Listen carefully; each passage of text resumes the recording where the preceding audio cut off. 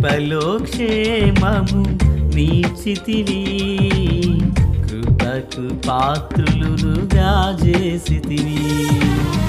కృపలో క్షేమము నీచితివి, కృపకు పాత్రులుగా చేసితివి. కృపను గూర్చి పాడెదనేను, కృపను గూర్చి పొగడెద నిన్ను. కృపను గూర్చి పాడెదనేను, కృపను గూర్చి పొగడెద నిన్ను.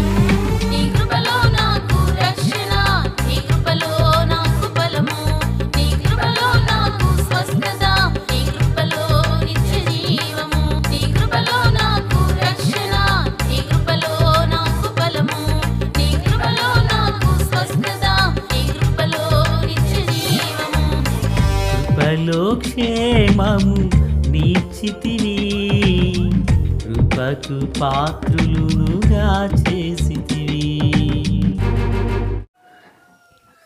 దేవుని నామానికి మహిమ కలుగును గాక. ఆత్మీయులారా, బాగున్నారు కదూ?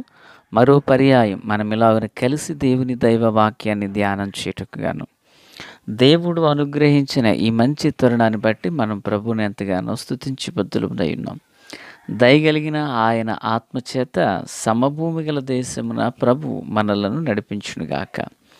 ఆమేన్. నేటి దిన వాక్య ధ్యానమై ఆదికాండము 47వ అధ్యాయము 1 నుండి 6 వరకు ఉన్న వచనములు. 6వ వాక్యం నేను చదువుచున్నాను. ఐగుప్తు దేశము నీ ఎదుట ఉన్నది. ఈ దేశములోని మంచి ప్రదేశమందు నీ తండ్రిని నీ సహోదరులను నివసింపచేయుము. గోషేను దేశములో వారు నివసింపవచ్చును. వారిలో ఎవరైనా ప్రజ్ఞ గలవారని నీకు తోచిన ఎడల నా మందల మీద వారిని అధిపతులుగా నియమించుమని చెప్పెను. ప్రార్థన. తండ్రి దేవ స్తోత్రాలు. చదవబడి ఉన్న వాక్యము మీది, వినుచున్నవారు మీ వారు. మీ దాసుడనైన నన్ను పూర్ణముగా మరుగు చేసి దైవస్వరమును వినిపింపచేయమని, మీ రాకడ కొరకును మీ రాజ్యము కొరకును నన్ను మమ్ములను అందరినీ సిద్ధం చేయండి. యేసయ్య మహోన్నతమైన నామంలోనికి ప్రార్థించిన మనవులన్నీ పొందియున్నామని నమ్ముచున్నాము మా పరమ తండ్రి. ఆమేన్. ఆత్మీయులారా, బాగున్నారు కదూ? ఈ చదవబడి ఉన్న వాక్య భాగంలో ఫరో యోసేపుతో సంభాషణ చేస్తూ ఉన్నారు. ఏమంటున్నారు? ఇదిగో ఐగుప్తు దేశానికి నీ తండ్రి నీ సహోదరులు వారు కుటుంబాలుగా వచ్చారు కదా. ఈ దేశమంతా నీ ఎదుట ఉన్నది. ఈ దేశంలో మంచి స్థలమందు వారిని నివసింపచేయు. ఒకవేళ వారిలో ఎవరైనా ప్రజ్ఞ గలవారని నీకు తోచిన ఎడల వారిని మందల మీద కాపరులుగా నియమించు అని యోసేపునకు ఈ ఫరో తెలియపరుస్తున్నారు. ప్రేర, మనము ధ్యానించుచున్న విషయం ఏంటంటే, గోషేను మంచి దేశము. ఆల్రెడీ గడిచిన దినాల్లో గోషేను గురించి మనము ఒకసారి విన్నాం. మరికొన్ని విషయాలు ఇందులో మనం వినబోతున్నాము ఈ సమయంలో. దేవునికి మహిమ కలుగును గాక. ప్రియులారా, ఇప్పుడు ఐగుప్తు దేశానికి వచ్చినటువంటి యాకోబు యొక్క సంఖ్య మనకు తెలుసు కదా. వీళ్ళు దగ్గరగా 400 సంవత్సరాల కాలం ఐగుప్తులోనే జీవించారు. ఐగుప్తులో వారు ఏమయ్యారు అంటే, వారు అభివృద్ధి చెందారు. మందలు విస్తరించాయి. కుటుంబీకులుగా వృద్ధి పొందారు. ఉన్నతమైన దీవెన ఆశీర్వాదాన్ని వారు స్వాధీనం చేసుకున్నారు. ప్రియులారా, మరి ఒక దీవెనకరమైన వ్యక్తులుగా వారు మారారని లేఖనంలో మనం చూస్తున్నాము. అయితే విషయం ఏంటంటే, ఈ దేశంలో వాళ్ళు మంచిగా అభివృద్ధి పొందారు. గోషేను ఎలా మంచిదయింది అనేది కొన్ని మాటలు మనం ధ్యానం చేయబోతున్నాం. బైబిల్ గ్రంథంలో గోషేను అనబడినటువంటి స్థలములు మొత్తం 3 ఉంటాయి. ఒకటి, యోదయ దేశంలో, యోదయ ప్రాంతంలో ఒక చిన్న ఊరు ఒకటి ఉంది పిల్లారా. ఒక చిన్న ఊరు అది యోదాలో ఉంది. ఇక తర్వాత పాలస్తీనా దక్షిణ భాగమందు ఒక ప్రదేశం ఉంది. పాలస్తీనా ప్రదేశమందు పాలస్తీనా దక్షిణ భూభాగాన మరి ఒకటి అక్కడ ఉన్నది. ఇక మూడవది చూస్తే ఐగుప్తు దేశంలో నివసించినటువంటి ఇశ్రాయేలీలు నివసించినటువంటి ప్రదేశం గోషెను. అయితే ఒకటి యూదా, 2 పాలస్తీనా, అదే యూదాకు దక్షిణ భాగానున్న ఒక ప్రదేశం. ఇక మూడవది ఐగుప్తు దేశంలో ఉన్నది. ఈ 3 సందర్భాలు బైబిల్లో ఉన్నాయి. అయితే ఏది వీటిల్లో మంచిది అన్నారంటే యోదయాలో ఉన్నదాన్ని అనలేదు, పాలస్తీనాకు దక్షిణ దిక్కున ఉన్నదా ప్రదేశాన్ని అనలేదు. ఐగుప్తులో ఉన్న మంచి దేశము, ఐగుప్తులో ఉన్న గోషెను మంచిది అన్నారు. దీన్ని కొన్నిసార్లు దేశముని సంబోధించారు. ఇది ఎలా మంచిది అయ్యింది అంటే ఇదే లేఖనంలో కొన్ని ఆధారాలను బట్టి చూస్తే అది మంచి మేత కలిగిన భూమి అని చెప్పబడింది. పిల్లరా, ఆదికాండం 45:10, 46:28, 47:27, 58, నిర్గమాకాండం 8:22 ఈ వచనాలు మనం చదివినప్పుడు దీన్ని గూర్చినటువంటి కొన్ని ప్రస్తావనలు ఉన్నాయి. మొదటి విషయం ఏంటంటే మంచి మేత కలిగినటువంటి భూభాగం. అది ప్రియులారా, మేత కలిగినటువంటి భూభాగం. వాళ్ళు అభివృద్ధి చెందడానికి వారికి మంచి మేత అక్కడ దొరికింది. ఇక రెండవ మాట, అక్కడ ప్రభువు యాకోబుతో చెప్పిన ఒక విషయం ఏంటి? కనానులో నేను నీతో కూడా ఐగుప్తునకు వస్తానన్నారు ప్రభు. ఓకేనా? అంటే నీతో కూడా ఐగుప్తుకు వస్తాను అన్నారంటే దాని అర్థం ఏంటి? వీరు గోషేనులో నివసిస్తున్నప్పుడు జీవము కలిగిన దేవుడు వారికి తోడుగా ఉన్నారు. అక్కడ ఆమేన్, దేవుడు తోడుగా ఉన్నారు. ప్రియులారా, ఇక 3 తెగుళ్ళు ఐగుప్తు దేశమంతా వచ్చాయి. కానీ ఐగుప్తు దేశంలో ప్రియులారా ఇది ఈశాన్య భాగాన ఉన్నటువంటి ఒక భూభాగం. ఇందులోకి మాత్రం తెగుళ్ళు రాలేదు. గల కారణం ఇందాక మనం మాట చెప్పుకున్నాం, యాకోబుతో కూడా దేవుడు ఉన్నారని, కుటుంబీకులతో. 3 మాటలు విన్నాం కదా. 1 అది మేత కలిగిన భూభాగం.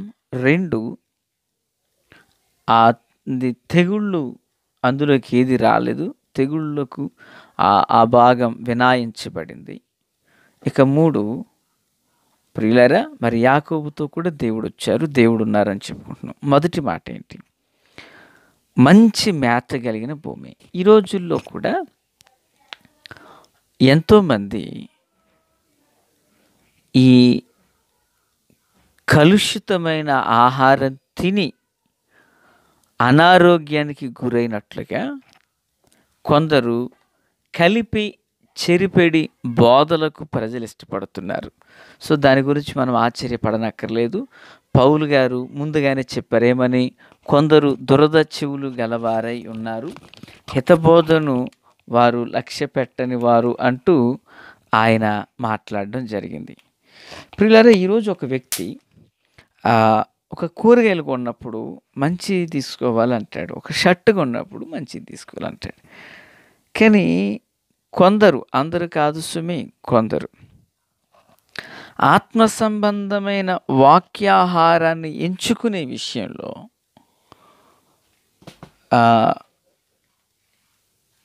సరి అయినటువంటి నిర్ణయాన్ని తీసుకోలేరు.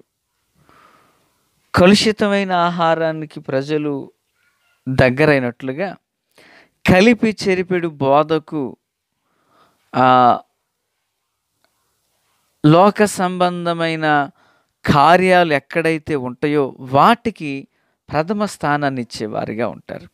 నేను కోనసీమ ప్రాంతంలో పరిచర్య చేస్తున్నాను. నాకు ఈ ప్రాంతంలో అంటే నా అభిప్రాయాన్ని పంచుకుంటున్నా, ఎక్కువగా ఉండేటువంటి విధంగా కులం,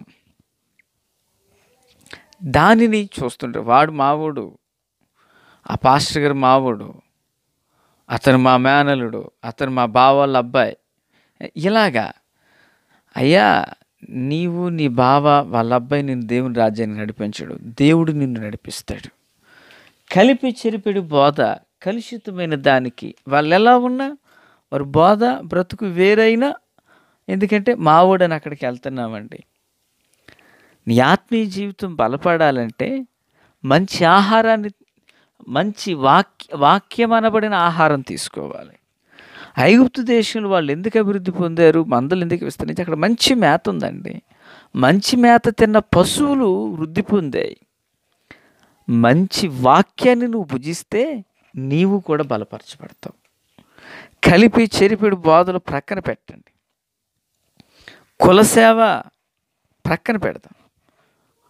వాళ్ళంతా మా వాళ్ళే, నేను మీ వాడిని, మనలో నేను ఒక్కడే సేవ చేస్తాను, వచ్చేయండి మీరు అందరు నా దగ్గరికి. ఈ విధమైన బోధ పరలోక రాజ్యానికి తీసుకువెళతాం. ఆత్మీయులారా, సేవకునిగా నాకు ఈ మాటలు వర్తిస్తాయి, మీకు ఈ మాటలు వర్తిస్తాయి. మన బోధ, ఒక పశువుకు మంచి మేత దొరికితే పశువులు అభివృద్ధి చెందాయండి. ఈరోజు మంచి వాక్యం కొరకు మనల్ని మనం అప్పగించుకోవాలి. ఆత్మీయులారా, క్రీస్తునందు నాకు అత్యంత సన్నిహితులు. ఉపాధ్యాయుడు కొంచెం కఠినంగా ఉన్నాడన్న పాఠాల విషయాలు చాలా స్ట్రిక్ట్గా ఉంటాడు. మన పిల్లల్ని అక్కడ జాయిన్ చేస్తామండి. కానీ వాక్య విషయంలో ఎందుకని? మా వాళ్ళు ఏమన్నా అనుకుంటారే, అవునండి మీ దగ్గరకు వచ్చేస్తేనంటావు. అంటే కలుషితమైన, కల్పితమైన, కలిపి చెరిపిడి బోధకు అలవాటు అయ్యామనే కదా దాని అర్థం. కలుషితమైన ఆహారం తిన్న వ్యక్తి ఒకరోజు అనారోగ్య బారిన పడతాడు. కలుషితమైన బోధకు లోబడిన వ్యక్తి ఆత్మీయంగా అనారోగ్యమైపోతాడు. కనుక దేవుని పిల్లారా, గోషేనులో వారు దీవించబడడానికి శ్రేష్టమైన ఆహారం అక్కడ ఉంది. 2, దేవుడు అక్కడున్నాడు. 3, దేవుడు తెగుళ్ళను దూరం చేశాడు. కనుకనే వాళ్ళు దీవించబడ్డారు. మరి మన జీవితంలో శ్రేష్టమైన ఆహారానికి ప్రథమ స్థానాన్ని ఇద్దాం. రక్త సంబంధాన్ని, కుల సంబంధాన్ని, ఇవన్నింటినీ ప్రక్కన పెడదాం. దేవుని పాదాలపై ఆధారపడదాం. దేవుని చేతులకు అప్పగించుకుందాం. ప్రభు కృప తోడయుండును గాక. తండ్రి దేవా స్తోత్రం. దీవించి ఆదరించి బలపరిచి మేలుతో నింపండి. మీ శక్తి చేత, బలం చేత నింపండి. యేసు నామములో ఆమేన్.